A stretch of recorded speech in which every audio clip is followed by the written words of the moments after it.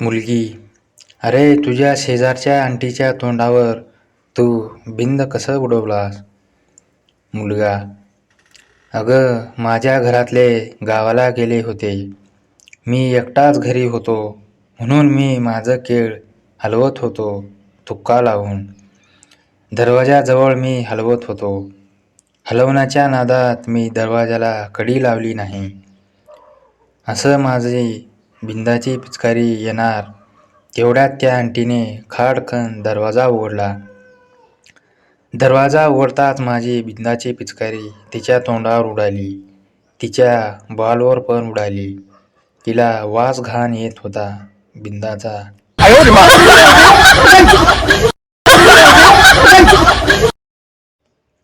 मुलगी, तू तुझ्या काका आणि काकूला काय करताना बघितलंस?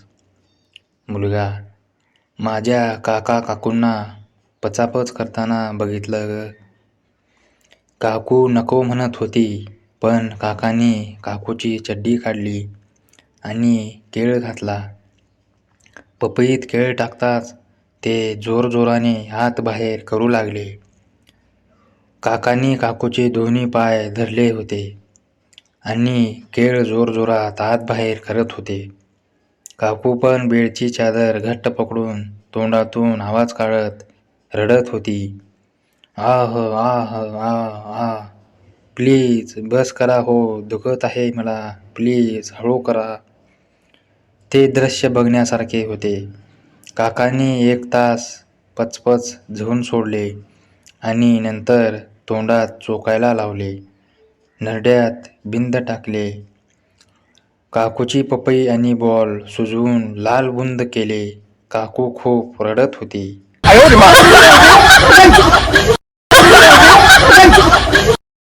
प्रिया, अरे सूरज, तुझ्या काकीने तुझ्यासोबत काय केलं सांग की? सूरज, मी 10वीच्या सुट्टीला काकीकडे गेलो होतो. सकाळी काकी म्हणाली, अरे आंघोळ करून घे लवकर. थांब मीच घालते तुला. मी म्हणालो, मी आता मोठा झालोय, मी स्वतः करेन. ती म्हणाली, नाही थांब मी घालते. काढ कपडे, बनेन काढ, चड्डी पण काढ. मला तुझं केळ बघायचं आहे. मी लाजत होतो. अरे लाजू नकोस, मला हलवू दे. हे बघ कसं हलवायचं ते शिकवते तुला. मग ती पचपच हलवू लागली. अर्धा तास हलवल्यावर म्हणाली, खूप स्टॅमिना आहे, लवकर गळत नाही तुझं. थांब मी माझी साडी काढते. माझं पण बघ बॉल, माझी पपई बघ लाल भडक आहे. हात लावून बघ रे, लाजू नकोस, माझे बॉल दाब. मग पुन्हा काकीने माझं केळ तोंडात घेऊन चोखू लागली. पुढं मागं करू लागली. पचपच चोखू लागली. तेवढ्यात माझी पिचकारी निघाली आणि माझ्या बिंदानं तिचं तोंड भरलं. पांढरं पांढरं बिंद होतं. तिने चवीनं पिऊन टाकलं.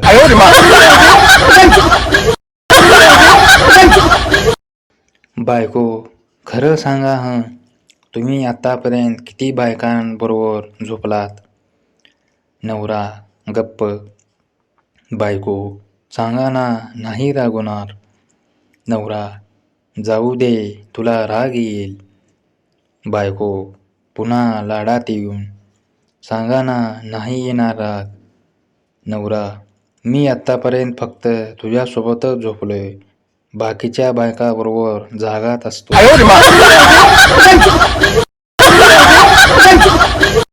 एक मुलगा मुलीची चड्डी काढल्यानंतर तिला विचारतो. मुलगा, डार्लिंग, तुझ्या पूवर केस का नाहीत? मुलगी, येडपटा, तू झवायला आलास की भांग पाडायला?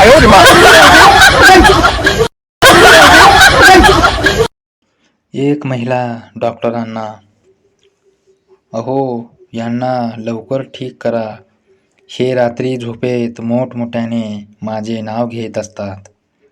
डॉक्टर, ही तर चांगली गोष्ट आहे, तुम्ही फार लकी आहात. स्त्री: कसली लकी, उद्या त्यांची बायको येणार आहे गावावरून.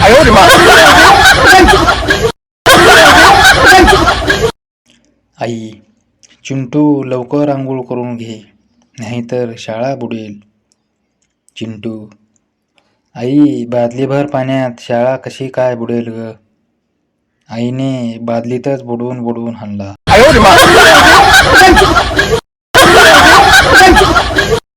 बायको: अहो ऐकलत का, आपले लग्न लावून देणारे भटजी वारले.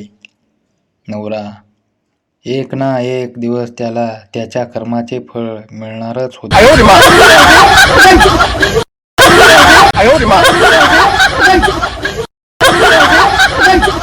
निधी: अगं रोशनी, तू त्या 18 वर्षाच्या तुझ्या शेजारी आहे ना, तू काय केलीस त्याच्याबरोबर सांग ना. रोशनी: खूप दिवसांनी तो माझ्याकडे साखर मागण्यासाठी आला. मी त्याला साखर देत असताना माझ्या हातातून वाटी खाली पडली. मी वाटी घ्यायला खाली वाकले तर माझा पदर खाली पडला. माझे मोठे आंबे त्याला दिसू लागले. आंबे बघताच त्याचा केळ टाईट झाला आणि तो लगेच माझे आंबे पकडून जोरजोराने दाबू लागला. माझ्या आंब्यातून दूध येत होतं. तो चोखून पिऊ लागला. एक आंबा तोंडात तर एक हातात चोळत होता. मला पण चांगले वाटत होते. मी तर वाटत बघत बसलेली होते. मला खूप कंठ सुटला होता. मी लगेच त्याचा केळ पकडून जोरजोरात हलवू लागले आणि चोखू लागले. पुढे मागे करून चोखू लागले. नंतर मग तेल लावून 1 तास मारून घेतले. पचपच.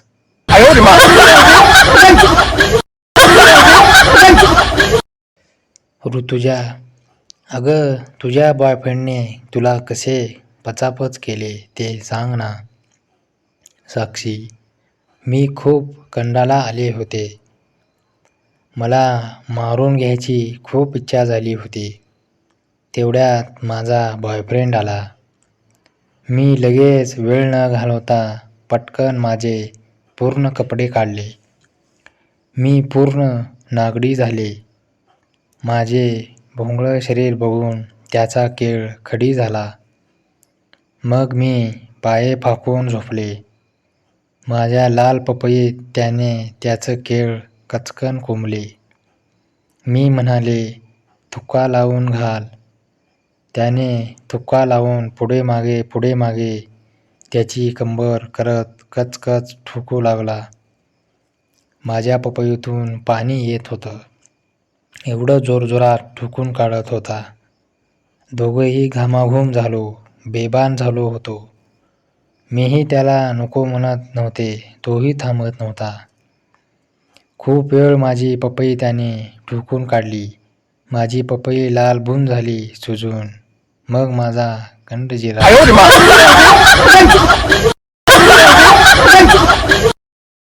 काल शेजारचे काका सॉक्स विकत घ्यायला गेले तर दुकानदाराने पहिले त्यांचे पाये सॅनिटायझरने साफ केले. मग साबणाने धुतले. टॉवेलने पुसले. मग सॉक्स पायात घातले. काकांनी सॉक्स विकत घेतले. शांतपणे पैसे दिले आणि जायला निघाले. दुकानदाराने विचारले, आणखी काही घ्यायचे आहे का. काका: विकत तर अंडरपॅन्ट पण घ्यायची होती, पण तुमची सेवा पाहून बेत रद्द केला.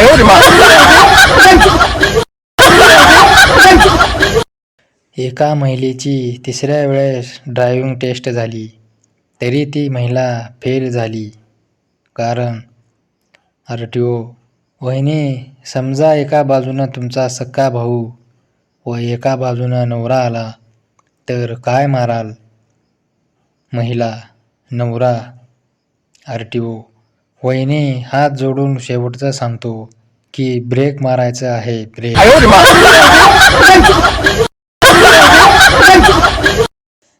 बायकाकडे अशी कोणती गोष्ट असते जी आकाराने गोल असते, शरीराच्या दोन्ही बाजूच असते.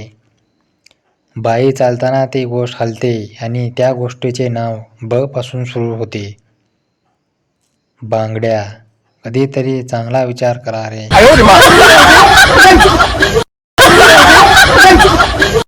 गुरुजी, मुलांनो, स्कॉलरशिपच्या फॉर्ममध्ये नाव लिहिण्याची 59% जागा छोटी असल्याकारणाने तुम्ही आपापली नावे संपूर्ण न लिहिता शॉर्टमध्ये लिहावे.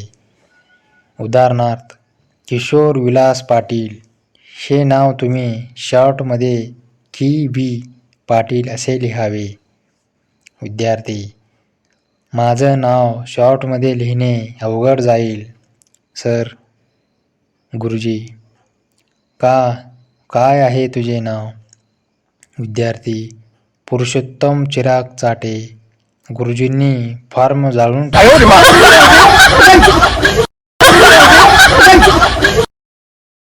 एकदा एका मुलीची चड्डी कुणीतरी चोरून नेली.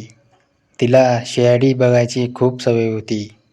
तिने पटकन आपल्या कुत्र्याला पूच वास दिला आणि त्याला बाहेर सोडले. दिवसभर कुत्रा घरी आला नाही. संध्याकाळी टीव्ही बघताना ब्रेकिंग न्यूज आली. आज एक पिसाळलेल्या कुत्र्याला गोळी मारून ठार केले.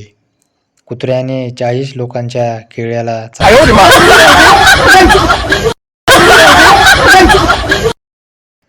एका वर्गात 3 मुलं हलवत असतात. तेवढ्यात बाई येतात आणि त्यांना हलवताना बघतात.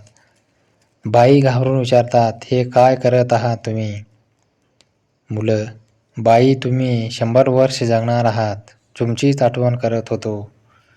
बाई: चल घरी जा.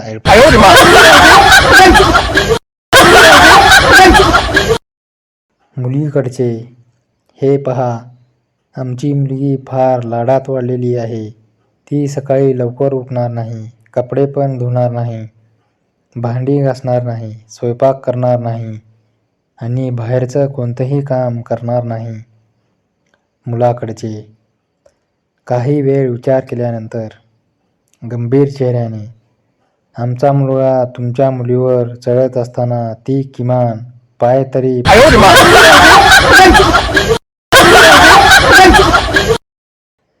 गण्या: बाबा, माझा रिझल्ट आला. बाबा: अरे वा, बघू. गण्या: दाखवतो, पण रिझल्ट बघितल्यावर सोशल डिस्टन्सिंग ठेवायचं. रिझल्ट बघून बाबांनी सॅनिटायझर लावून गण्याला चोपलं.